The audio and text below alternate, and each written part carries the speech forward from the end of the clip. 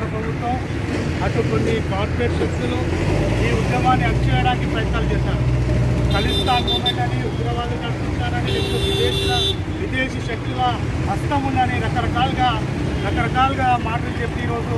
20 సార్లు ఆ ఉద్యమాన్ని మీద దాడి చేయడానికి ప్రయత్నాలు చేశారు. అయినా కూడా అక్కడ ఉన్నటువంటి రైతులు మా హక్కుల కోసం, మా హక్కులు సాధించే వరకు కూడా, ఈ బిల్లులను రద్దు చేసే వరకు కూడా ఈ ఉద్యమాన్ని కొనసాగిస్తాం. ఇవాళకి 95 రోజులు అయినా కూడా 1000 రోజులు నడుపుతాం, కానీ ఈ ఉద్యమాన్ని వెంటనే తీసుకునేది లేదని ఆడ చాలా పక్కడబందీగా ఉద్యమాలు చేస్తున్నటువంటి నేపథ్యాన్ని మనం చూస్తున్నాం. అందుకే ఈరోజు వరంగల్ నుంచి కూడా వాళ్ళకి సాలిడారిటీ అండ్ సపోర్ట్గా మనం కూడా ఇక్కడ నుంచి కాళోజీ జంక్షన్ నుంచి మేము కూడా మీకు అండగా ఉన్నామని ఈ నినాదంతో